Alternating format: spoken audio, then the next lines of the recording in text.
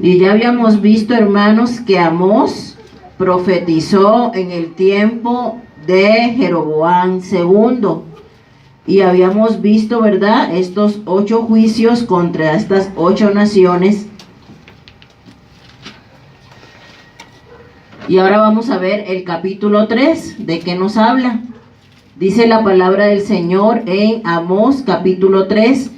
Oíd esta palabra que ha hablado Jehová contra vosotros, hijos de Israel, contra toda la familia que hice subir de la tierra de Egipto. ¿Cuál fue la familia que Dios hizo subir de la tierra de Egipto? A Israel, exactamente, Israel. Recordemos que en los tiempos después de que murió José, ¿verdad?, estuvo esclavo en Israel durante 400 años. Después de esos 400 años, el Señor mandó a Moisés para que los liberara, ¿verdad? Recordamos esa historia. Entonces el Señor les está diciendo: oíd, ¿verdad?, hijos de Israel, contra toda la familia que hice subir de la tierra de Egipto. Dice así: a vosotros solamente he conocido, fíjense, de todas las familias de la tierra, por tanto os castigaré por todas vuestras maldades. ¿Andarán 2 juntos si no estuvieren de acuerdo? ¿Rugirá el león en la selva sin haber presa? ¿Dará el leoncillo su rugido desde su guarida si no apresare? ¿Caerá el ave en lazo sobre la tierra sin haber cazador? ¿Se levantará el lazo de la tierra si no ha atrapado algo? ¿Se tocará la trompeta en la ciudad y no se alborotará el pueblo? ¿Habrá algún mal en la ciudad el cual Jehová no haya hecho? Porque no hará nada Jehová el Señor sin que revele su secreto a sus siervos los profetas. Si el león ruge, ¿quién no temerá? Si habla Jehová el Señor, ¿quién no profetizará? Y habíamos dicho que este rugido de león es un lenguaje figurado. ¿Sí se acuerdan que les expliqué? Sí. ¿A qué se refiere cuando dice Amós que el león ruge? ¿A qué se refiere? Les expliqué el miércoles pasado. Sí, perdón, antes pasado. El pasado andaba por allá, por otro horizonte, no me acordaba. ¿No se acuerdan, muchachos? Acuérdense que les dije que el león ruge cuando va a atacar, ¿verdad? Y que este lenguaje figurado que dice aquí de que el rugido del león del cual hablamos es precisamente del juicio de Dios. O sea, le está diciendo al pueblo: el Señor está listo para mandar su juicio sobre ustedes. ¿Por qué? Por tantas maldades, ¿sí? Recuerden que cada vez que le daba un juicio a una nación, decía, ¿verdad?, por 3 pecados y por el cuarto, por 3 pecados y por el cuarto, por 3 pecados y por el cuarto. Y cada vez que decía eso, ¿verdad?, él le estaba diciendo al pueblo: les estoy llamando la atención y reiteradamente siguen pecando. Entonces, como siguen pecando, ¿verdad?, ya no me dejaron más opción que enviar juicio sobre sus vidas. Eso es lo que el Señor les está diciendo reiteradamente. Y ahora le dice a su pueblo, que es ya la última nación de la cual está hablando, a la cual va a mandar juicio: ustedes se olvidaron de mí, ustedes se olvidaron de mis ordenanzas, ustedes a quienes yo conocía. ¿Qué quiere decir eso? Que era el pueblo escogido, es el pueblo, no era, es el pueblo escogido del Señor. Israel es el pueblo escogido por el Señor, ¿verdad? Aquel con el que el Señor hizo pacto en el monte Sinaí y les dijo, ¿verdad?, tú eres mi especial tesoro, mi hijo eres tú, ¿verdad? Le dijo el Señor al pueblo de Israel. Entonces Israel efectivamente es ese pueblo, ¿verdad?, al que el Señor conoce, dice, íntimamente. Dice: yo a ustedes los conozco, los he conocido. O sea, de todas las familias de la tierra, pues ustedes son mi pueblo especial, le dice a los israelitas, pero ustedes se olvidaron de mis mandamientos. Y les dice, ¿cómo yo puedo estar con ustedes de acuerdo si ustedes han hecho continuamente el mal? No puedo estar de acuerdo con ustedes, no puedo estar en comunión con ustedes porque reiteradamente, ¿verdad?, se han alejado de mi presencia.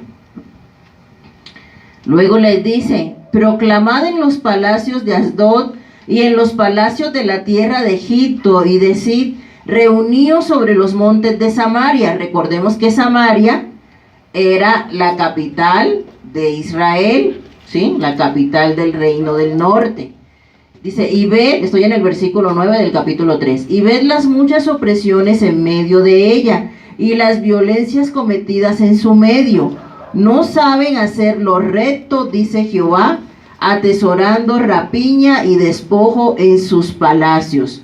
Por tanto, Jehová el Señor ha dicho así, un enemigo vendrá por todos lados de la tierra y derribará tu fortaleza y tus palacios serán saqueados. Así ha dicho Jehová, de la manera que el pastor libra de la boca del león 2 piernas o la punta de una oreja, así escaparán los hijos de Israel que moran en Samaria, en el rincón de una cama y al lado de un lecho. Oíd y testificad contra la casa de Jacob, ha dicho Jehová, Dios de los ejércitos, que el día que castigue las rebeliones de Israel, castigaré también los altares de Betel, y serán cortados los cuernos del altar y caerán a tierra.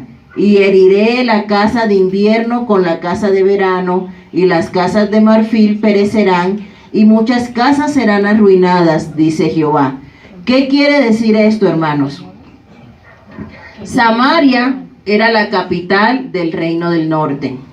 El Señor le está lanzando una advertencia y les está diciendo, por tanto ustedes se olvidaron de mis mandamientos, por cuanto ustedes levantaron altares a Baal, porque recuerden que en la clase pasada les comentaba que cuando se dividió el reino, el rey Jeroboam, con la finalidad de que las personas que habitaban en el reino del norte no se desplazaran hasta el templo de Jerusalén, el cual quedaba en el reino del sur, ¿qué hizo? Hizo 2 becerros de oro, si se acuerdan que les comenté, y los puso en un altar, y allí en Betel, ¿verdad?, puso ese altar, con esos 2 becerros de oro, y les dijo a los israelitas, vengan y adoren, este es su Dios. Ya no tienen necesidad de ir al templo de Jerusalén, y él mismo nombró sacerdotes arbitrariamente, porque él no podía hacer eso, porque el Señor desde el Éxodo ya había establecido que los sacerdotes tenían que ser descendientes de Aarón. Los sacerdotes solamente podían ser los que eran descendientes o pertenecían a la tribu de Leví, no ningún otro. Pero este hombre en su soberbia dijo, no, pues yo aquí voy a hacer mi propio culto, mis propios dioses, mis propios sacerdotes, mi propio templo, y desvió completamente al pueblo de la verdad. Entonces, por tal motivo, ¿sí?, pues la ira del Señor vino en contra de Israel, y el Señor aquí les está advirtiendo, miren, yo no voy a hacer nada, porque así les dice en el versículo 7, yo no voy a hacer nada sin que antes le haya avisado a mis profetas. Fíjense que el primer profeta que vimos, ¿cuál era? El primerito que vimos. Este es el segundo que estamos revisando. Jonás. Primero vimos a Jonás y ahora estamos viendo a Amós. O sea, esto apenas empieza, porque estamos de acuerdo que son 12 profetas menores y son 4 profetas mayores. O sea, esto apenas está empezando, y el Señor le está advirtiendo al pueblo, pueblo mío, yo no voy a hacer nada sin que antes se lo revele a mis profetas. les está advirtiendo, los está previniendo y les está diciendo: volteen su mirada al Señor, porque si ustedes no lo hacen, va a venir juicio contra esta nación. Y les está diciendo el Señor: yo voy a permitir que una nación extranjera venga y los invada. Él les está diciendo. Pero vamos a ver cómo el pecado de Israel fue tan reiterativo, y cómo su necedad fue tan grande, y cómo su ceguera espiritual llegó a tal extremo que, a pesar de que el Señor mandó a tantos profetas, ellos no escucharon. Y finalmente todos estos juicios que el Señor les estaba advirtiendo se cumplieron en el pueblo de Israel. Se cumplieron porque el pueblo no escuchó. Se cumplieron porque el pueblo no le importó. Entonces, el Señor les está diciendo esto, ¿verdad? Que finalmente pues sabemos que sí sucedió, porque ellos no prestaron atención. En el capítulo 4 les dice: oíd esta palabra, vacas de Basán, que estáis en el monte de Samaria, que oprimís a los pobres y quebrantáis a los menesterosos, que decís a vuestros señores: traed y beberemos. Jehová el Señor juró por su santidad: he aquí vienen sobre vosotras días en que os llevarán con ganchos, y a vuestros descendientes con anzuelos de pescador, y saldréis por las brechas una tras otra, y seréis echada del palacio, dice Jehová. Cuando nosotros leemos esto así, quizás no entendemos, ¿verdad? Es vacas de Basán, ¿qué es eso, no? Pero el profeta Amós, cuando dice vacas de Basán, se está refiriendo a las damas ricachonas de Israel. A las damas ricachonas de Israel les está diciendo: vacas de Basán, ustedes oprimen a los pobres, ustedes se aprovechan, ¿verdad?, de los pobres. ¿Por qué se aprovechaban de los pobres? Porque abusaban de ellos, porque los esclavizaban, porque les prestaban y les cobraban intereses. Por todo eso, el Señor les está diciendo: ustedes, vacas de Basán. O sea, pero esta palabra figurativa se está refiriendo a esas mujeres así ricachonas, ¿no? Que traían al pueblo todo oprimido. Y aparte dice a sus maridos, porque otra versión dice, no dice a vuestros señores, ¿no? Recordemos que la Reina Valera tiene un lenguaje un poco más sofisticado, ¿no? Pero a las mujeres les está diciendo: ustedes le dicen a sus maridos: tráeme, ¿no? Eran exigentes, ¿no? De esas mujeres que quieren que el marido les dé todo y no les importa nada, ¿no? Que el pobre hombre se desangre, pero que le dé todo, ¿no? Así eran estas mujeres de Israel. Entonces el Señor está lanzando juicio contra ellas por esa actitud. Y les dice: ustedes que tanto se creen, ¿no? Esto en mis palabras para que comprendan mejor, ¿verdad? Ustedes que se creen la última Coca-Cola del desierto, ustedes van a ser llevadas esclavas. Y ahí las voy a ver atravesando los muros. Ahí las voy a ver, ¿verdad?, cuando sus opresores les coloquen ganchos, porque recuerden ustedes que anteriormente, ¿verdad?, cuando pues existía la esclavitud, a los esclavos les colocaban ganchos, ¿sí? Y les colocaban ¿cómo se llama eso? Grilletes. Eso, grilletes, y los jalaban, ¿no? Entonces, a eso es lo que se refiere cuando dice: van a ver a sus descendientes con ganchos y con anzuelos de pescador, ¿sí? A que ellos iban a ser llevados esclavos, ¿sí?, por esas naciones extranjeras que venían a oprimirlos, pero que todo eso iba a ser parte del juicio que Dios tenía para ellos.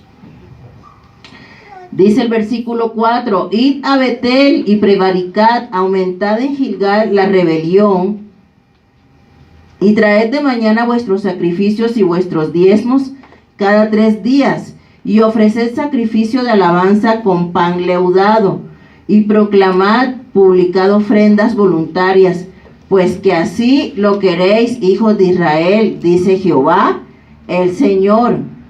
Os hice estar a diente limpio en todas vuestras ciudades, y hubo falta de pan en todos vuestros pueblos, mas no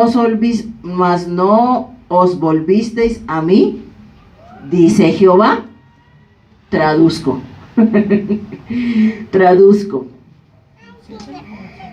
¿Qué quiere decir esto? Estas personas eran malas, actuaban mal, estaban alejados de la ley de Dios. Sin embargo, hacían sacrificios, ¿sí? Ellos llevaban sus diezmos, ellos ofrecían alabanza, pero cuando el Señor les dice, ofrecen alabanza con pan leudado, quiere decir, o sea, estarán ofreciendo alabanza, pero están en pecado. Ajá. Dice, y proclamad, publicad ofrendas voluntarias, pues que así lo queréis, hijos de Israel. O sea, hacían las cosas solamente para ser vistos por los ojos de los hombres, ¿no? Sin embargo, sus corazones estaban lejos del Señor. Y por eso el Señor va a mandar juicio contra esta nación.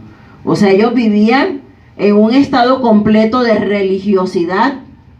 Y eso es algo de lo cual nosotros debemos cuidarnos, amados hermanos. El Señor siempre mira, escudriña nuestros corazones.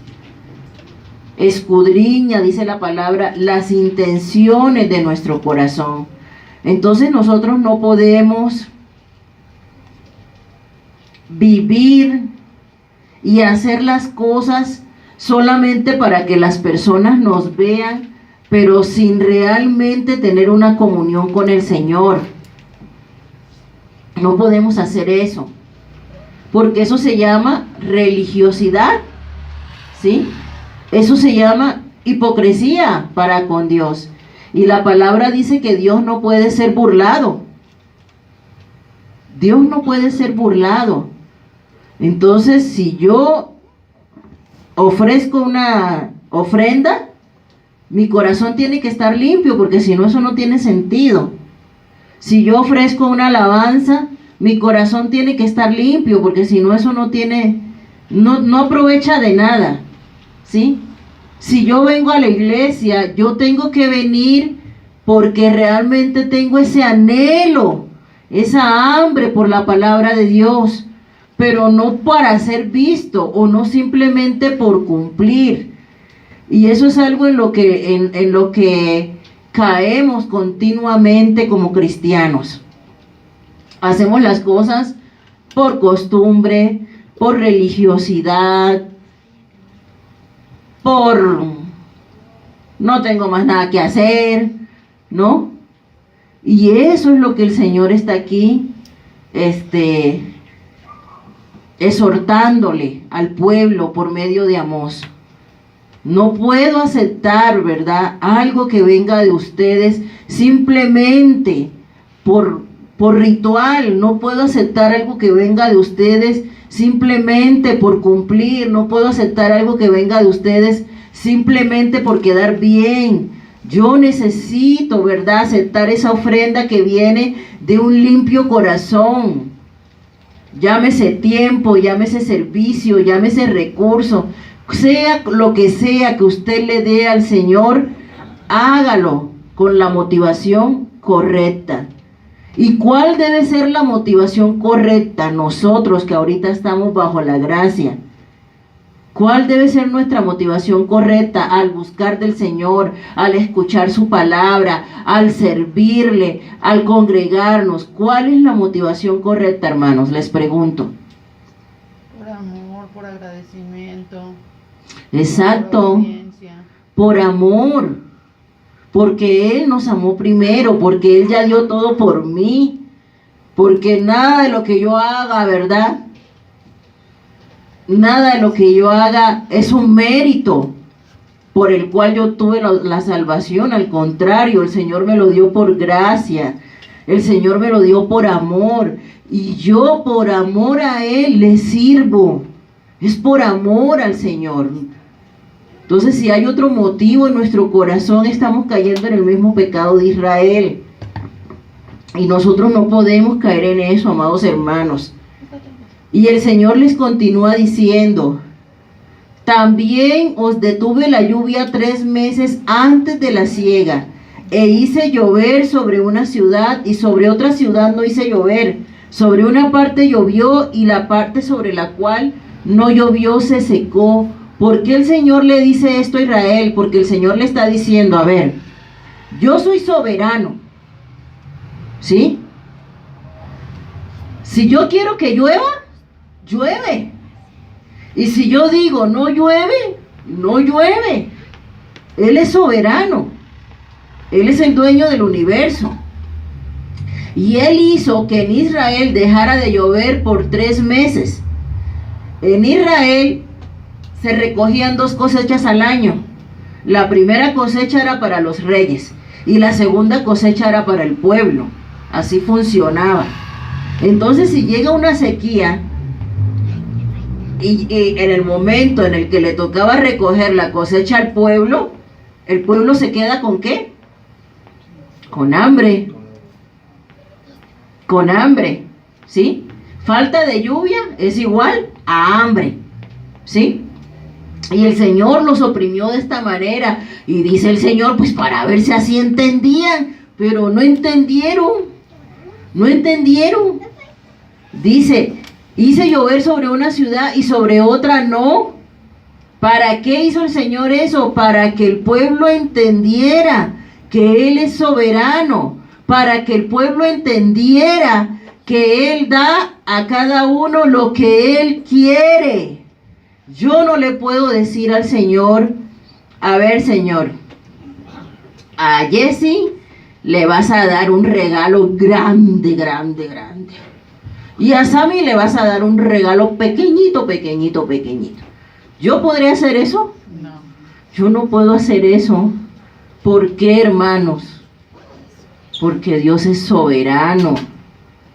Porque la misma palabra dice, ¿verdad? No es del que quiere ni del que corre, sino de quien Dios tiene misericordia. ¿Por qué?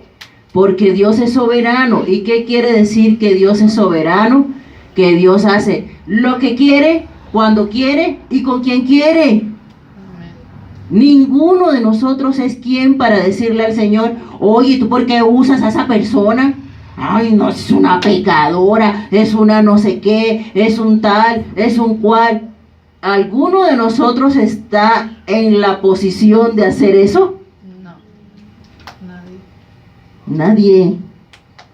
Nadie. Nadie. Como les decía en el discipulado, todos somos hijos. De todos nosotros, Él es nuestro Padre. Dios no tiene preferidos. Todos nosotros costamos el mismo precio, que fue la sangre de Cristo derramada en aquella cruz. Sin embargo, nosotros nos creemos que tenemos el poder para cuestionar la soberanía de Dios. A veces actuamos como si nosotros tuviéramos la autoridad para cuestionar a Dios. Y nosotros no somos nadie para cuestionar lo que el Señor decida hacer sobre la vida de cada persona. Dios decide a quién bendice y a quién no bendice, a quién le da, a quién no le da. Dios lo decide.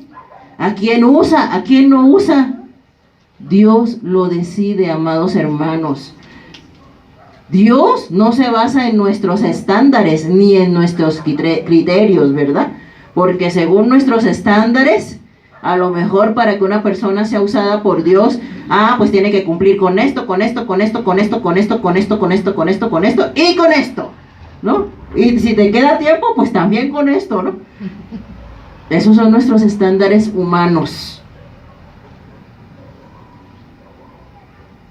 Y queremos medir con vara de hierro, ¿verdad? Pero los estándares de Dios no son así. ¿Se acuerdan de aquella parábola del siervo que llegó a trabajar desde la primera vigilia y el siervo que llegó a trabajar a la última y a los dos les dieron el mismo salario? Sin embargo, en nuestros estándares humanos clasificamos, ¿verdad? Este es más espiritual, este es menos espiritual, este sí puede, este no puede. ¿Quién nos autorizó a nosotros para eso? Si aquí el único soberano es Dios. Y eso nos tiene que quedar claros a todos. Amén. Y dice, y continúa diciendo, ¿verdad? Y venían 2 o 3 ciudades a una ciudad para beber agua y no se saciaban. O sea que cuando vino esa sequía, en las ciudades donde había sequía tenían que trasladarse hasta donde había agua. Imagínense, tremendos viajes, ¿verdad? Porque acuérdense que en este tiempo no había ni Uber, ni Didi, ni nada de eso. Eso era Adosh, ¿verdad? Adosh. En el carrito de don Fernando, un ratico a pie y otro caminando. Entonces, así era, y tenían que irse hasta la ciudad donde había un poquito de agua, y dice el Señor, y no se saciaban, dice, con todo eso que viviste, no te volviste a mí, os herí con viento solano y con oruga, la langosta devoró vuestros muchos huertos y vuestras viñas y vuestros higuerales y vuestros olivares, pero nunca os volvisteis a mí, dice Jehová. Envié contra vosotros mortandad, tal como en Egipto, maté a espada a vuestros jóvenes, con cautiverio de vuestros caballos, e hice subir el hedor de vuestros campamentos hasta vuestras narices, mas no os volviste a mí, dice Jehová. Os trastorné como cuando Dios trastornó a Sodoma y a Gomorra, y fuisteis como tizón escapado del fuego, mas no os volviste a mí, dice Jehová. Por tanto, de esta manera te haré a ti, oh Israel, y porque te he de hacer esto, prepárate para venir al encuentro de tu Dios, oh Israel. Porque he aquí el que forma los montes y crea el viento y anuncia al hombre su pensamiento, el que hace de las tinieblas mañana y pasa sobre las alturas de la tierra, Jehová Dios de los ejércitos es su nombre. Cuando vimos los nombres de Dios, vimos que Jehová de los ejércitos tiene 2 connotaciones. ¿Cuál y cuál? A ver si estaban prestando atención. Cuando el Señor dice, yo soy Jehová de los ejércitos, ¿qué quiere decir eso? Eso puede significar una cosa o puede significar otra cosa. ¿Qué significa? ¿De ira?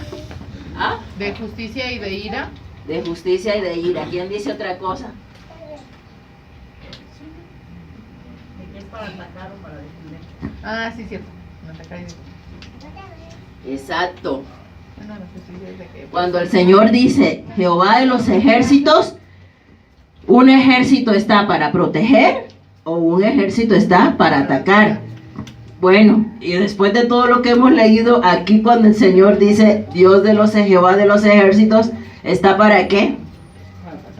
Para atacar, ¿verdad? Le está diciendo a Israel, prepárate para un encuentro con tu Dios, pero no un encuentro en oración, no un encuentro no de ese tipo de encuentro. Dice, prepárate, ¿verdad? Prepárate. Vas a tener un encuentro con Jehová de los ejércitos, pero vas a tener un encuentro con Jehová de los ejércitos porque reiteradamente te hablé y reiteradamente no entendiste. Reiteradamente pecaste y reiteradamente nunca te arrepentiste. Entonces prepárate, ¿sí? Prepárate porque vas a tener un encuentro con tu Dios, dice Jehová de los ejércitos. Y cuando le está diciendo vas a tener un encuentro con tu Dios, el juicio viene. El juicio viene. te mandé enfermedad, te mandé hambre, te mandé sed, te mandé escasez y no te volviste a mí, dice el Señor. ¿Y será que así no pasa también en la vida real, ahorita, en la actualidad? A veces, ¿verdad? A veces el Señor ha mandado todo esto a nuestras vidas, o a las vidas de esas personas que no quieren volverse al Señor y no entienden que se les enfermó el hijo, que perdieron el trabajo, que ya el hijo no anda en esto, que lo otro, que aquello, que esto, que lo otro. Pero en todo eso dicen, ay, qué mala suerte, ay, me están echando brujería, ay, es que quién sabe qué conjuro me hicieron, ay, es que a la gente le caigo gorda, y de todo le pasa. De todo le pasa, enfermedad, hambre, escasez, pero no se vuelven de verdad de corazón a Dios. No entienden, no entienden. Porque sí es cierto que como cristianos pasamos pruebas, sí es cierto que como cristianos pasamos desiertos, pero es que hay unos que los conozco de 20 años y nunca han salido del desierto. Hay unos que los conozco de 20 años y nunca han salido de la prueba. Entonces eso está raro, ¿no? Sí es cierto que el Señor todo eso nos prueba nuestros corazones, pesa nuestros corazones, nos hace pasar por el desierto. Pero eso no es eterno. Eso no es para siempre. Las pruebas no son para siempre. Las pruebas tienen un principio, tienen un fin. El desierto tiene un principio, tiene un fin. Pero hay unos que no salen de una y entran en otra. Y aún así, ¿verdad? No voltean sus ojos a la cruz. Y aún así, ¿verdad? Siguen alejados del Señor. Y siguen alejados del Señor. Y no buscan al Señor. Y no se arrepienten de corazón. Y les pasa una cosa. Y les pasa otra. Y en lugar de que se arrepientan y se acerquen, entonces es cuando más se alejan. Pero bueno, así a veces es el ser humano. Capítulo 5. Llamamiento al arrepentimiento, dice.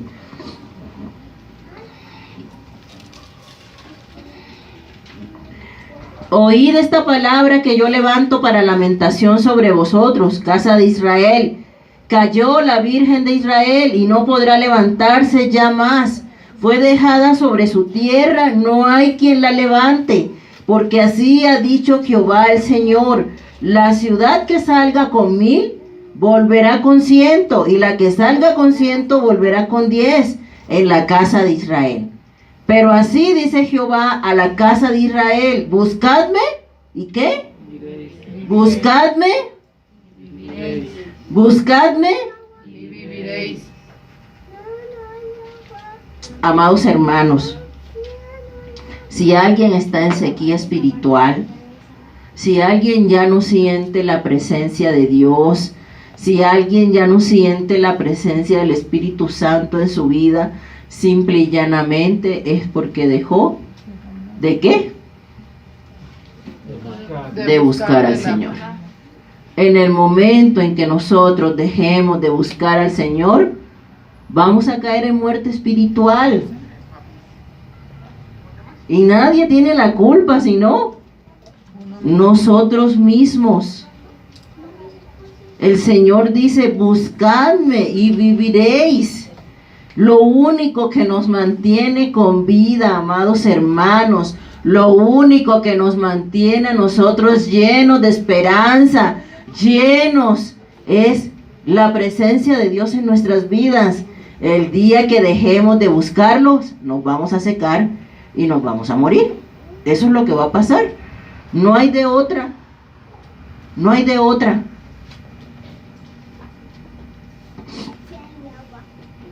A veces nosotros pensamos equivocadamente que al no buscar del Señor le hacemos daño a otros. Esa es la idea más tonta que pueda tener el ser humano. Esa es la idea más tonta. Me enojé con mi hermano, ahora no voy a ir al culto. Me enojé con el pastor, ahora no voy a ir el domingo. Me enojé con fulano, fulanito me miró mal, ahora me voy de la iglesia. Y a veces actuamos así como niños. Pero en el momento en que nosotros dejemos de buscar, amados hermanos, ¿será que yo perjudico a mi hermano? ¿Será que yo perjudico al que me miró feo? ¿Será que yo perjudico al pastor? Me perjudico yo mismo. Yo solito. Me perjudico si dejo de buscar. Yo solito me perjudico. Pero a veces somos tan inmaduros que actuamos de esa manera, pensando que hacemos daño a otro, cuando los que nos estamos muriendo y nos estamos secando somos nosotros mismos. Me enojé con mi mamá, ahora no voy para que se enoje más. Son los jóvenes, ¿no? Mi mamá me regañó, ahora no voy. Pero ¿quién es el perjudicado? Uno mismo. Uno mismo. Más nadie. Esas son nuestras ideas retorcidas que tenemos en la cabeza. De que si yo no voy o algo, le hago mal a otro. No, solo te engañas. Dice, y no busquéis a Betel. Cuando dice Betel, ¿a quién se refiere? A los dioses falsos, ¿verdad? No entréis en Gilgal, ni paséis a Berseba, porque Gilgal será llevada en cautiverio y Betel será deshecha, dice el Señor. Y efectivamente eso pasó. Reiterativamente Israel pecó, no, nunca salió de su idolatría, y llegó el momento en que Asiria llegó, los invadió, los destruyó, les quitó todo lo que tenían, los dejó en la pobreza, porque reiterativamente pecaron y no escucharon la voz de los profetas. Dice, buscad a Jehová y vivid, no sea que acometa como fuego a la casa de José y la consuma, sin haber en Betel quien lo apague. Cuando dice la casa de José, ¿a quién se refiere, amados hermanos? Cuando dice la casa de José, ¿a quién se refiere? ¿De quién está hablando el Señor aquí?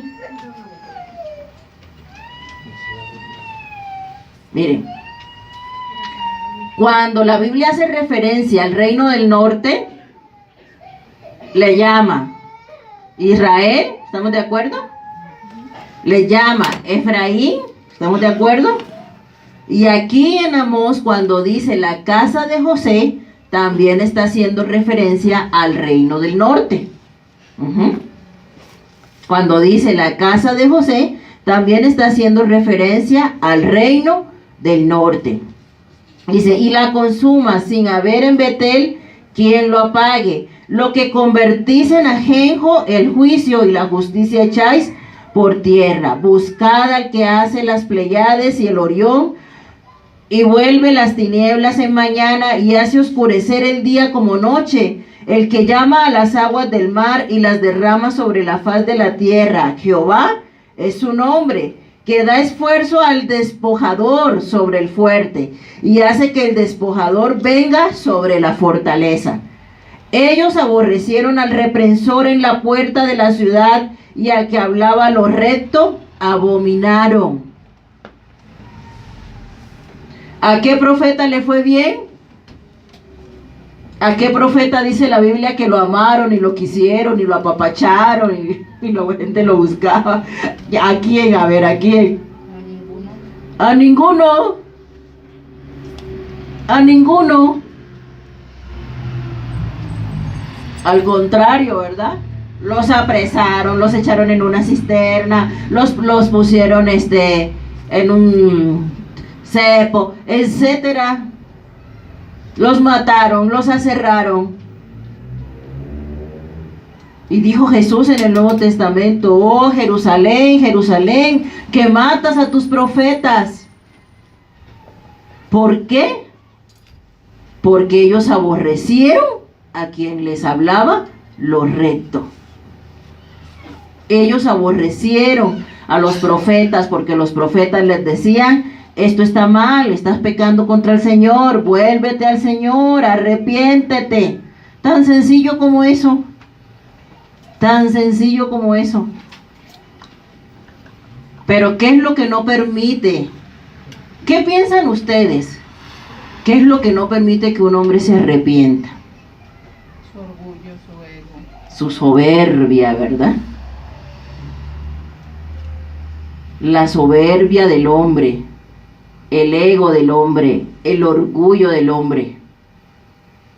Es lo que no le permite decir: sí, perdóname, Señor, eso estuvo mal.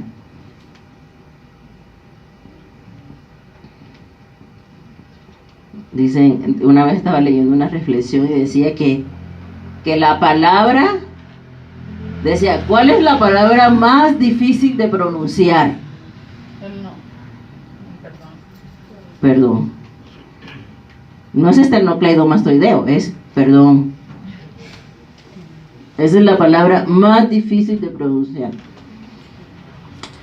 Dice, por tanto, puesto que vejáis al pobre y recibís de él carga de trigo, edificasteis casas de piedra labrada, mas no las habitaréis. Plantasteis hermosas viñas, mas no beberéis el vino de ellas.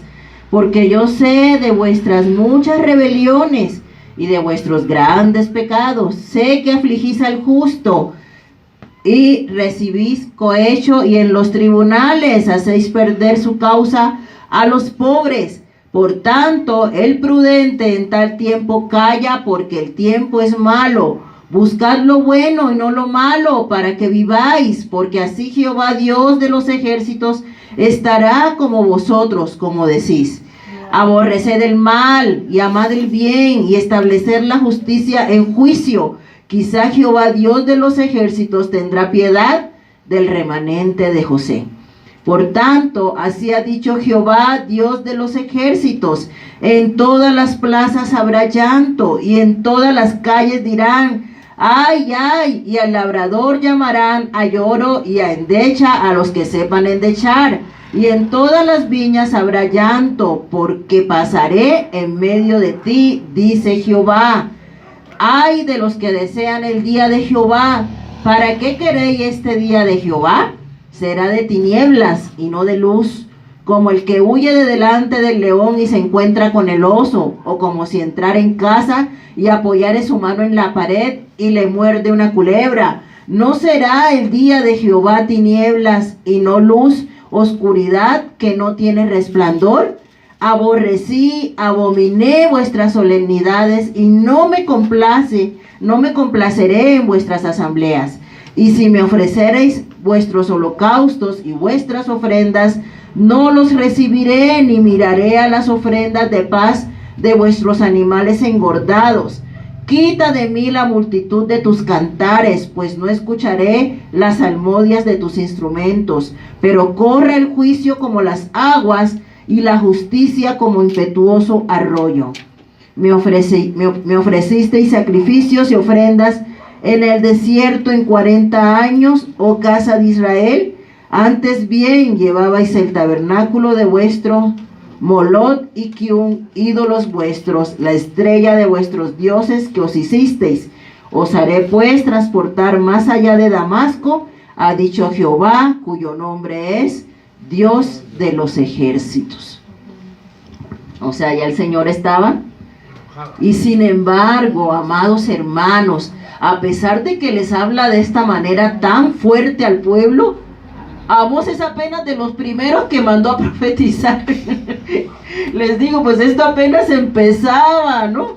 Después de Amós vinieron muchos otros, pero el pueblo no se arrepintió de sus pecados. No fue... La Biblia dice que Dios es grande en misericordia y lento para la ira, ¿cierto? Bueno, después de que les dijo todas estas cosas feas, ¿verdad? Porque se lo merecían, porque se lo buscaron. Aún así, como Dios es un Dios de nuevas oportunidades, mandó a otro, y a otro, y a otro, y a otro. Y el pueblo no entendió. Habían endurecido sus corazones a la exhortación del Señor. Habían cerrado sus oídos a la exhortación del Señor. Y cuando como hijos de Dios llegamos a tal grado de maldad en el que el pecar ya no importa, en el que ya hemos cerrado nuestros oídos a la voz del Señor y hemos endurecido tanto nuestros corazones, pues es difícil que haya un arrepentimiento. Es difícil. Cuando continuamente hacemos el mal, es difícil. Sin embargo, no es imposible, porque mientras hay vida, ¿verdad?, tenemos esa oportunidad de desarmar nuestros corazones y dejar que la palabra de Dios penetre y nos cambie. Mientras estemos, amados hermanos, en esta vida, tenemos oportunidad, ¿verdad?, de que el Señor trabaje, pero nosotros tenemos que permitirle a Dios que trabaje en nuestros corazones. Pero a veces nos endurecemos tanto, como cuando, por ejemplo, no queremos perdonar a alguien y decimos no, y no, y no te perdono, y no te perdono, y no te perdono. No, y nosotros solitos nos cerramos, ¿no? Y nos paramos en nuestro punto y no te perdono, ¿no? Y nosotros mismos armamos semejante coraza en nuestros corazones que no permitimos que el Espíritu Santo actúe. No permitimos que el Espíritu Santo nos cambie. Pero constantemente nosotros necesitamos ir a la presencia de Dios, porque todos los días nos equivocamos. ¿Cuántos dicen amén? Amén. Todos los días cometemos errores. ¿Cuántos dicen amén? ¿O soy yo nada más? Pues yo todos los días me equivoco, ¿eh? Yo todos los días me equivoco. Todos los días. Con alguna palabra, con alguna acción, con algún pensamiento. Con algo. Por alguna omisión, ¿verdad? Porque dice la Biblia que también podemos pecar por omisión, cuando sabiendo hacer lo bueno no lo hacemos. También es pecado. Y dice Juan, ¿verdad? El que diga que no comete pecado es un mentiroso, ¿no?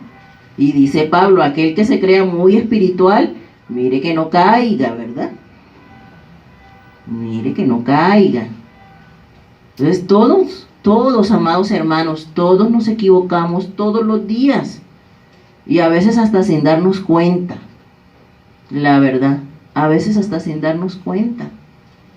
Por eso todos los días, ¿verdad? Y recuerdo cuando daba las clases del discipulado, que hablábamos sobre el arrepentimiento. Todos los días es necesario ir delante de la presencia de Dios y pedir perdón por nuestros pecados. Porque si no lo hacemos, si nosotros no tenemos ese buen hábito de que cuando estamos en la presencia de Dios pedirle perdón y decirle al Señor que nos traiga memoria los pecados que yo cometí hoy, ¿qué sucede? Si los acumulo y los acumulo y los acumulo. Me recuerdo que en ese libro del discipulado había un dibujito de un muñequito con una bolsota, ¿no? No sé si se acuerda la hermana Ever. Había un muñequito así con una bolsota, ¿verdad?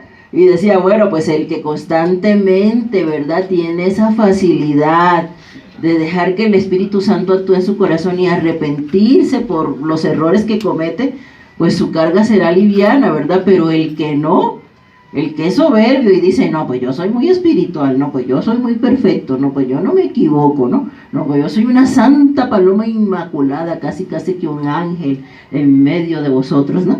El que dice eso, pues, y no se arrepiente porque se cree perfecto, pues su saco, ¿verdad?, está tan pesado, pues que ya ni siquiera le permite poder ir hacia la cruz, ¿no? Y tan pesado que está su bolsota de pecados, ¿no? Entonces, este llamamiento que el Señor hace aquí en el capítulo 5 a Israel, es para aplicación para todos nosotros, ¿verdad? Y recordemos, amados hermanos, que pecado es pecado, ¿verdad? Recordemos, amados hermanos, que para Dios no hay una clasificación de pecados como nos enseña la religión tradicional, ¿verdad? Para Dios, pecado es pecado. Lo que pasa es que hay pecados. En la casa tenemos un libro que se llama Pecados Respetables. Hay pecados que nadie ve, ¿no? Y entonces andamos muy rectos por la vida pensando que somos perfectos, señalando a la prostituta, a la adúltera, al fornicario, al drogadito, al alcohólico, señalando medio mundo. Pero que hay de esos pecados respetables que nadie ve. Respetables porque todo el mundo los respeta, porque nadie se mete con ellos, ¿verdad? Que hay de la envidia, que hay del egoísmo, que hay del chisme, que hay de la murmuración, que hay de la falta de perdón, que hay del rencor. Eso nadie lo ve. Están bien escondiditos acá adentro, pero igual son pecados. La cuestión es que delante de los ojos de los hombres estamos bien vestiditos, pero delante de la presencia de Dios, desnudos estamos.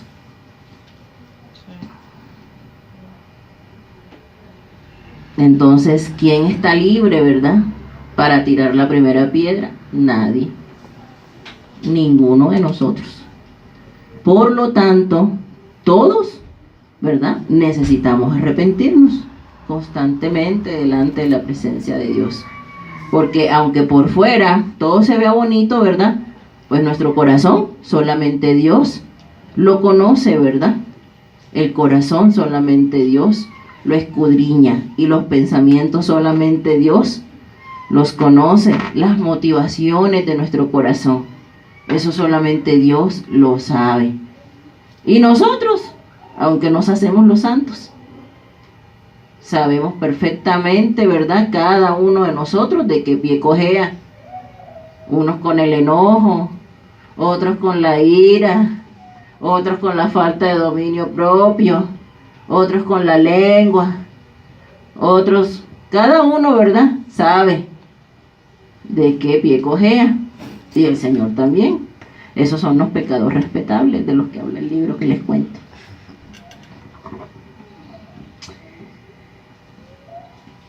Continúo.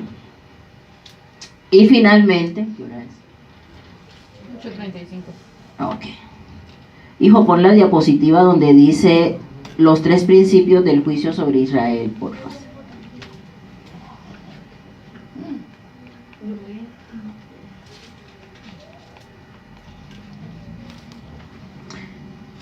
Y les voy a hablar sobre estos 3 principios, amados hermanos.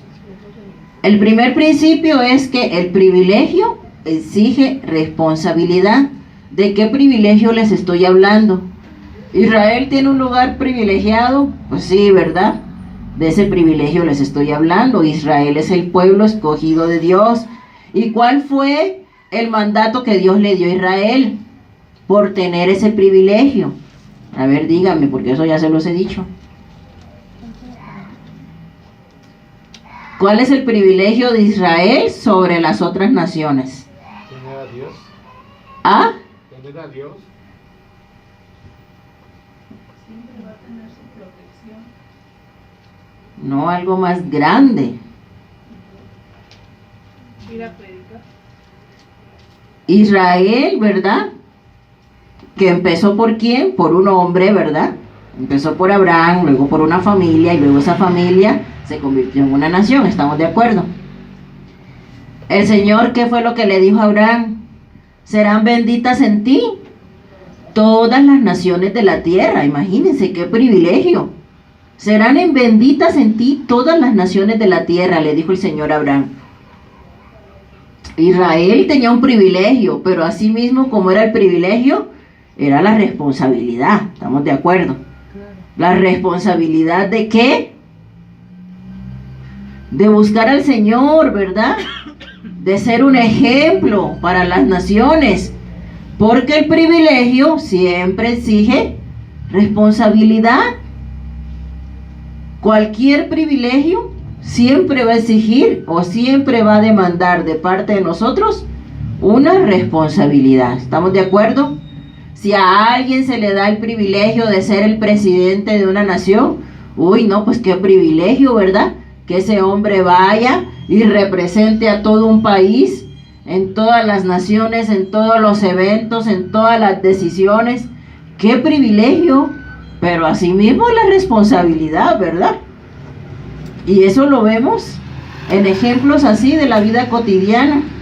Ahora la pregunta es, nosotros que tenemos el privilegio de ser llamados hijos de Dios, ¿tendremos responsabilidades para con Dios y para con los hombres? Sí.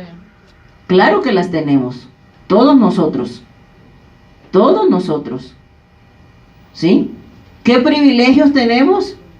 Somos sujetos de todas las promesas, somos sujetos de todas las bendiciones de Dios, pero asimismo, ¿verdad? Como somos sujetos de todas las promesas y de todas las bendiciones, también tenemos responsabilidades, también hay aspectos, ¿verdad?, que el Señor demanda de nosotros, como por ejemplo, ¿qué? A ver, hay muchas cosas que el Señor demanda de nosotros. Denme un ejemplo. Santidad. ¿Qué más? Obediencia. ¿Qué más? ¿Qué más demanda el Señor de nosotros? Sujeción, guardar sus mandamientos, ¿verdad? Buscar la llenura, amarle sobre todas las cosas. Esas son nuestras responsabilidades como hijos de Dios. Entonces tenemos muchos privilegios, eso sí. Y el Señor es un Dios de pactos y es un Dios de promesas, ¿verdad? Él dice, tú guardarás en completa paz aquel cuyo pensamiento en ti persevera. Si es cierto, si mis pensamientos están en Dios, Dios va a mantenerme en paz, no me voy a angustiar por nada, ¿no? Por el mundo que gire, ¿no? Como dicen por ahí, deja que el mundo gire, ¿verdad? Yo estoy aquí con mi Cristo. Pero eso es un privilegio, ¿verdad? Que el Señor te diga eso, ¿verdad? Tranquilo, ahora sí que yo estoy contigo, ¿verdad? Yo te voy a dar mi paz, pero también exige responsabilidad de parte de nosotros en muchos aspectos, y el primero es amarlo sobre todas las cosas, amén. Entonces, son privilegios y son responsabilidades, y aunque parece que a veces no nos gusta, ¿verdad?, que nos hablen de las responsabilidades, pues la Biblia sí lo menciona, amén. Y esto es lo que el Señor le está recordando al pueblo de Israel por medio del profeta Amós. Oye, Israel, tú tenías privilegios, tú eras mi hijo escogido, tú eres mi pueblo, pero ¿y qué con tus responsabilidades? No cumpliste nada, te olvidaste de mí. Segundo, el propósito de la disciplina de Dios es para guiarnos ¿a qué? Al arrepentimiento. La disciplina que viene de parte de Dios no es para mutilarte.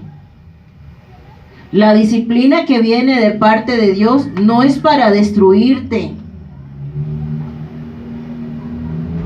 La disciplina que viene de parte de Dios es para restaurarte.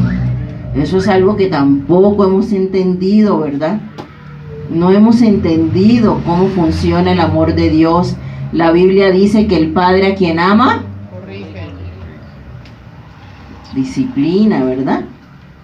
Dice que el padre que no disciplina a su hijo, lo aborrece. Eso dice la Biblia. Quien no disciplina, aborrece. Entonces no puede ser siempre todo amor, ¿verdad? Y toda lindura. Y toda ternura. ¿Verdad? Hay momentos en que hay que ejercer la corrección. Hay momentos en que hay que ejercer la disciplina. Sin embargo, ¿verdad? La disciplina que viene de parte de Dios siempre es para guiar a su pueblo al arrepentimiento. Dios le está hablando al pueblo y le está diciendo, oye, mira, te mandé sequía, te mandé hambre, te mandé esto, te mandé lo otro, pero tú no entendiste. ¿No? Y les hace toda una lista, ¿no? Te herí, te lastimé, te enfermé, pero tú no entendiste.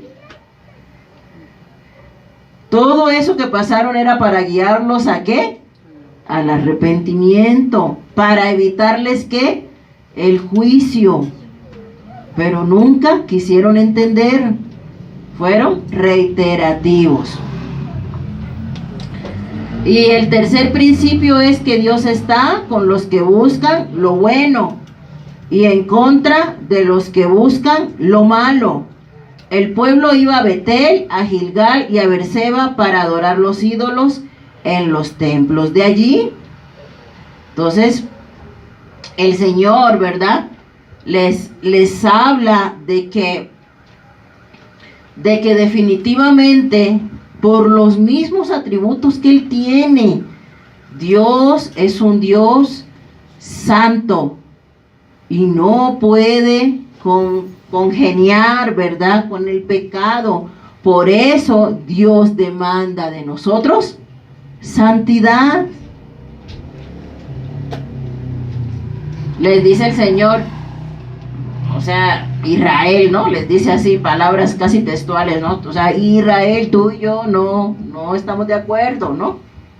Tú y yo no estamos de acuerdo, ¿no? Porque yo soy un Dios santo, pero tú quieres seguir haciendo continuamente el mal. Entonces, no podemos, ¿no? No podemos. Y por último, vamos a ver las 5 visiones que están en el capítulo 8. Bueno, empiezan en el 7. La primera es la visión de las langostas. Eso está en el capítulo 7, del 1 al 6. La siguiente diapositiva, hija. Dice, así me ha mostrado Jehová el Señor. He aquí, él criaba langostas cuando comenzaban a crecer el heno tardío, y aquí era el heno tardío después de las siegas del rey. Y aconteció que cuando acabó de comer la hierba de la tierra, yo dije, Señor Jehová, perdona ahora, ¿quién levantará a Jacob porque es pequeño? Se arrepintió Jehová de esto, no será, dijo Jehová. Jehová el Señor me mostró así, he aquí, Jehová el Señor llamaba para juzgar con fuego y consumió un gran abismo y consumió una parte de la tierra. Y dije, Señor Jehová, cesa ahora. ¿Quién levantará a Jacob porque es pequeño? Se arrepintió Jehová de esto. No será esto tampoco, dijo Jehová el Señor. Aquí, esta visión son 2 visiones acerca de las langostas. Las langostas que vienen a destruir todo en Israel, ¿sí? Amós tuvo estas 2 visiones. Sin embargo, todavía no era el juicio. ¿Estamos de acuerdo? O sea, todavía faltaban varios años, ¿sí?, para que se cumpliera el juicio. ¿Cuál era el juicio que iba a venir? Las langostas. No, pero el juicio final que iba a venir para el reino del norte. ¿Cuál fue el juicio final que vino para el reino del norte? Que los que los invadieran los asirios. Ajá. Las langostas son algo figurado. O sea, no era de que literalmente iban a llegar langostas y los iban a destruir, ¿no? Sino que el Señor, a través de estas visiones, cuando da estas visiones a los profetas, y nosotros lo vamos a estar viendo con diferentes profetas, les muestra cosas, o les muestra eventos, ¿no? Pero no tal cual es, ¿no? Sino es algo metafórico, ¿sí? Que nosotros, ahora, ¿verdad? A la luz de las Escrituras, podemos interpretar a qué se refería. Pero esas langostas que venían a destruir eran esas otras naciones extranjeras que venían a invadir a Siria, al reino del norte, perdón. ¿Sí? A eso se refiere la visión de las langostas. Ahora viene una tercera visión y empieza en el versículo 7 y dice: me enseñó así, he aquí el Señor estaba sobre un muro hecho a plomo, y en su mano una plomada de albañil. Jehová entonces me dijo: ¿qué ves, Amós? Y dije: una plomada de albañil. Y el Señor dijo: he aquí, yo pongo plomada de albañil en medio de mi pueblo Israel, no lo toleraré más. Los lugares altos de Isaac serán destruidos, y los santuarios de Israel serán asolados, y me levantaré con espada sobre la casa de Jeroboam. Traduzco. ¿Qué quiere decir esto? ¿Saben qué es una plomada de albañil?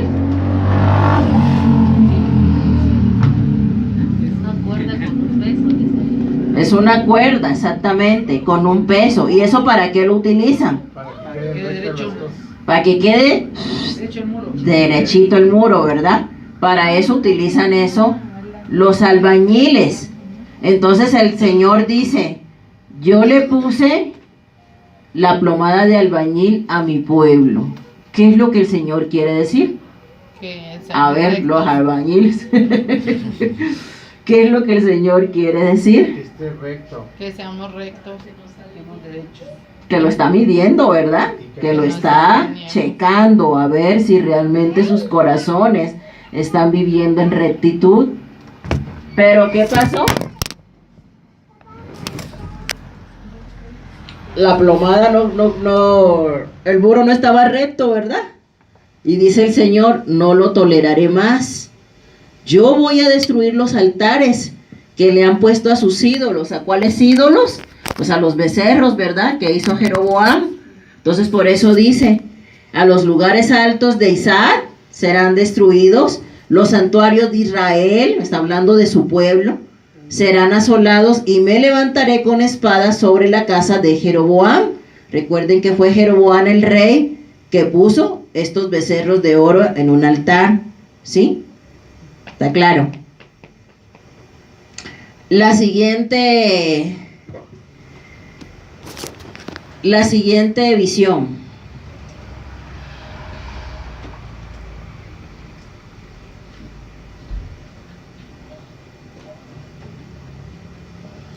Bueno, aquí hay un pequeño paréntesis, versículo 10 al 17. Eso vamos a dejarlo de último. Vamos a pasar a la siguiente visión, que es el canastillo de frutas de verano. Y eso lo explica del capítulo 8, en el versículo 1 al 14. Dice: así me ha mostrado Jehová el Señor, he aquí un canastillo de fruta de verano. Y dijo: ¿qué ves, Amós? Y respondí: un canastillo de fruta de verano. Y me dijo Jehová: ha venido el fin sobre mi pueblo Israel, no lo toleraré más. Y los cantores del templo gemirán en aquel día, dice Jehová el Señor. Muchos serán los cuerpos muertos, en todo lugar los echarán fuera en silencio, para comprar los pobres por dinero y los necesitados por un par de zapatos. Y venderemos los desechos del trigo. Jehová juró por la gloria de Jacob: no me olvidaré jamás de todas sus obras. ¿No se estremecerá la tierra sobre esto? ¿No llorará todo habitante de ella? Subirá toda como un río, y crecerá y mermará como el río de Egipto. Acontecerá en aquel día, dice Jehová el Señor, que haré que se ponga el sol a mediodía, y cubriré de tinieblas la tierra en el día claro. y cambiaré vuestras fiestas en lloro y todos vuestros cantares en lamentaciones. Y haré poner cilicio sobre todo lomo y que se rape toda cabeza y la volveré como en llanto de unigénito y su postrimería como día amargo. He aquí vienen días, dice Jehová el Señor, en los cuales enviaré hambre a la tierra, no hambre de pan ni de sed, sino hambre de ¿qué? ¿Hambre de qué? Dice el versículo. De oír la palabra. De oír la palabra de Jehová. Fíjense, ¿qué quiere decir esta visión del canasto de los frutos de verano? Cuando vemos una fruta de verano, quiere decir el Señor, Israel ya está maduro, o sea, ya está listo. ¿Listo para qué? Para que venga el juicio. Eso es lo que quiere decir esta visión, ¿sí? De los canastillos de la fruta de verano que vio Amós. Que Israel, ¿sí? Ya estaba como esas frutas, así ya maduro, ¿no? Listo. ¿Listo para qué? Para que el juicio del Señor viniera sobre ellos. Eso es lo que se interpreta de esta visión. Y les dice el Señor todo lo que va a pasar, ¿verdad? El día del Señor. Nosotros vamos a escuchar reiterativamente en estos libros de los profetas acerca del día del Señor. Y cuando veamos Oseas, vamos a ver que también habla del día del Señor. Y varios profetas, no sé si ustedes han tenido oportunidad de leerlos, hablan del día del Señor. Pero el día del Señor, ¿sí? En hermenéutica hay algo que se conoce como interpretación universal y la interpretación histórica. Para la interpretación histórica, el día del Señor, en cuanto a estos profetas menores se refiere, es el día del juicio, ¿sí? El día en que estas dos reinos, tanto el norte como el sur, iban a ser castigados, ¿sí?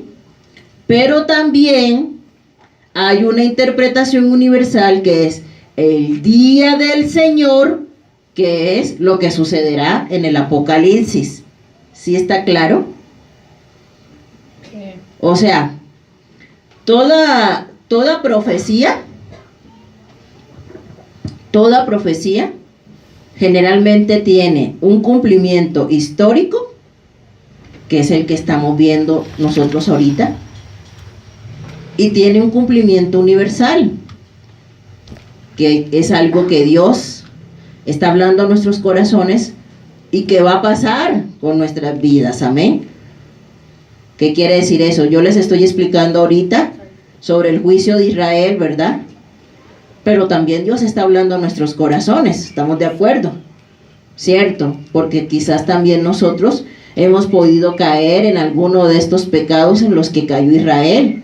Y Dios nos está advirtiendo, porque el hecho de que sea un Antiguo Testamento y el hecho de que estas profecías hayan sido profecías históricas para Israel, no quiere decir que a Dios a nosotros no nos esté hablando. ¿Estamos de acuerdo? O sea, la palabra de Dios siempre es viva y eficaz en todo momento. O sea, ni usted ni yo podemos decir, ay no, eso era para Israel, ¿no? A mí no me cae ni media, ¿no? De todo lo que el Señor habló hoy, a mí no me cae no me cayó ni una chispita. No, pues claro que sí, ¿verdad? Claro que sí, porque toda la palabra es inspirada por Dios, ¿verdad? Y toda la palabra cumple un propósito. Para algunos, para corrección. Para algunos, para instrucción. Para algunos, para enseñanza, ¿verdad? Para otros, exhortación. Cada quien, ¿verdad? En su corazón sabrá con qué propósito el Señor le dio esta palabra hoy. Pero nadie puede decir, ay no, eso no era para mí. ¿Sí? ¿Estamos de acuerdo? Sí. Amén. Bueno. Y la última visión es la del Señor en el altar. Dice, vi al Señor que estaba sobre el altar y dijo, derriba el capitel y estremezcanse las puertas y haz los pedazos sobre la cabeza de todos. Y al postrero de ellos mataré a espada, no habrá de ellos quien huya ni quien escape. Aunque cavasen hasta el Seol, de allá los tomará mi mano, y aunque subieren hasta el cielo, de allá los haré descender. Si se escondieren en la cumbre del Carmelo, allí los buscaré y los tomaré, y aunque se escondieran de delante de mis ojos en lo profundo del mar, allí mandaré a la serpiente y los morderá. Y si fueren cautiverio delante de sus enemigos, allí mandaré la espada y los matará, y pondré sobre ellos mis ojos para mal y no para bien. El Señor Jehová de los ejércitos es el que toca la tierra, y se derretirá y llorarán todos los que en ella moran, y crecerá toda como un río, y mermará luego como el río de Egipto. Él edificó en el cielo sus cámaras y ha establecido su expansión sobre la tierra. Él llama las aguas del mar y sobre la faz de la tierra las derrama. Jehová es su nombre. Hijos de Israel, ¿no me sois vosotros como hijos de etíopes? Dice Jehová. ¿No hice yo subir a Israel de la tierra de Egipto, y a los filisteos de Cafor y de Kir a los arameos? He aquí los ojos de Jehová el Señor están contra el reino pecador, y yo lo asolaré de la faz de la tierra, mas no destruiré del todo la casa de Jacob, dice Jehová. Porque he aquí yo mandaré y haré que la casa de Israel sea zarandeada entre todas las naciones, como se zarandea el grano en una criba y no cae un granito en la tierra. A espada morirán todos los pecadores de mi pueblo, que dicen, no se acercará ni nos alcanzará el mal. Fíjense, hay un error constante en Israel, que siempre lo vamos a ver en todos los libros proféticos. ¿Y cuál es ese error constante que cometió Israel? Pensar que como eran el pueblo de Dios, nada les iba a pasar. Nada les iba a pasar, que tenían la inmunidad, ¿no? Es que como nosotros somos el pueblo del Señor, nada nos va a pasar, ¿no? Y hasta el día de hoy los judíos viven con ese orgullo, ¿no? Nada nos va a pasar. Hasta el día de hoy son orgullosos. Son orgullosos y piensan, ¿verdad? Que por ser el pueblo escogido, la corrección de Dios no puede ir sobre sus vidas. Y eso es un error. Eso es un error. Y nosotros como hijos de Dios no podemos caer en ese error, ¿sí? Nosotros como hijos de Dios no podemos creer, es que como yo voy a la iglesia, no, nada me va a pasar. Es que como yo soy cristiano, no, nada me va a pasar. Es que como yo soy cristiano, soy perfecto. Es que como yo soy cristiano, soy el más espiritual. Es que como yo soy cristiano, no, hermanos, bajémonos de esa nube. ¿Por qué? Porque dice la Biblia, ¿verdad? No lo digo yo, lo dice la palabra, que en el día del Señor muchos dirán, Señor, en tu nombre hicimos milagros. Señor, en tu nombre echamos demonios. Y el Señor les dirá, apartaos de mí, hacedores de maldad, no los conozco. Entonces, no basta con venir a una iglesia. No basta con venir y cantar 3 cantos. No basta con venir y echar la ofrenda. No, hermanos. Necesitamos una comunión íntima con el Señor. Necesitamos tener una relación personal con el Señor, que el Señor verdaderamente nos conozca, ¿verdad?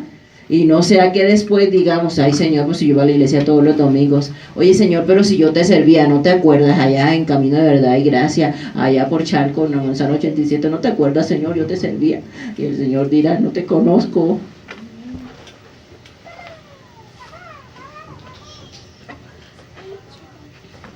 ¿Por qué?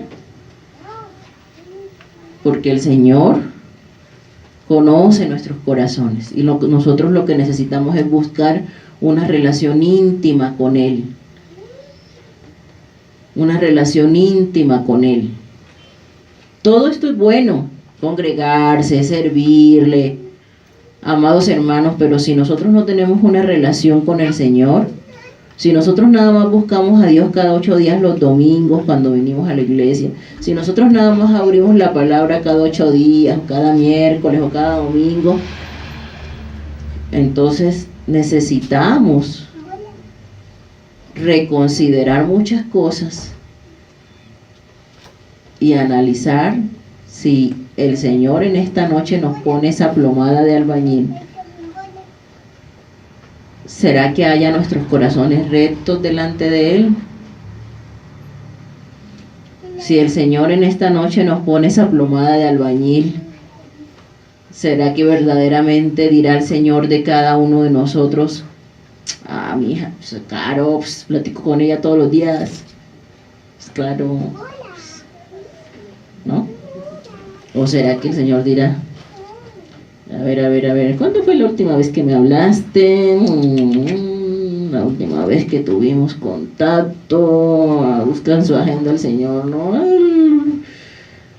Híjole, por allá, por un 888, ¿no?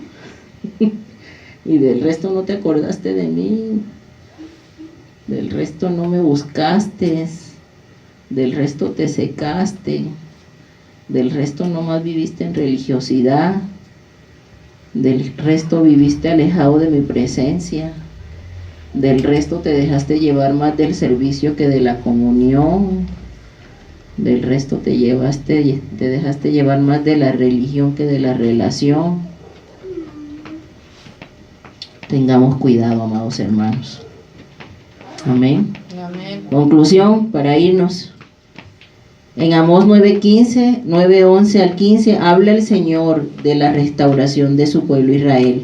Lo voy a leer rapidito para ya terminar con Amós, porque ya son las 9. Dice: Amós profetizó sobre el juicio venidero por medio de Dios, pero el profeta también habló de una promesa que seguiría el juicio. ¿A cuál día se refiere Amós 9:11? ¿Y en qué sentido poseerá Israel a Edom y a todas las otras naciones? El Espíritu Santo permitió al apóstol Jacobo interpretar y aplicar esta profecía de Amós. Ay, me equivoqué, que Amós 19. Por medio del Espíritu, Jacobo nos dice que lo que Dios comenzó a través de los judíos lo terminaría por medio del Mesías judío. ¿Qué quiere decir esto, hermanos? De la redención de Israel. Ciertamente Israel se equivocó. ¿Estamos de acuerdo? Ciertamente por sus reiterados errores, el juicio vino sobre Israel, el juicio vino sobre Judá. Sin embargo, por medio de Judá, vino también la restauración para todas las naciones. ¿Por qué la conclusión es esta, verdad? ¿Por qué la conclusión es que a pesar de todo hubo una redención? Porque el Mesías vino del pueblo judío, ¿cierto? Porque a pesar de tantos errores, ¿verdad? El Mesías, que es Jesús, que vino a dar salvación a todas las naciones de la tierra, a todas las razas, lenguas, ¿verdad? Él vino, ¿de dónde? De Judá. Entonces sí se cumplió, ¿verdad? Esa redención, y eso se cumplió por medio de Jesús. Dice: el plan de Dios fue usar a los judíos para redimir a la gente de todas las naciones, y Dios terminó esto por medio del Mesías judío, o sea, Jesús. Dice: después de esto, dice en Hechos 15 del 16 al 18, dice: después de esto volveré y reedificaré el tabernáculo de David, que está caído, y repararé sus ruinas, y lo volveré a levantar, para que el resto de los hombres busque al Señor, y todos los gentiles sobre los cuales es invocado mi nombre, dice el Señor, que hace conocer todo esto desde tiempos antiguos. Entonces, a pesar, ¿verdad?, de que fue un pueblo que pecó, el Señor restauró. ¿Estamos de acuerdo? Y restauró, y les pudiera dar una amplia explicación de que realmente sí hubo una restauración, ¿verdad?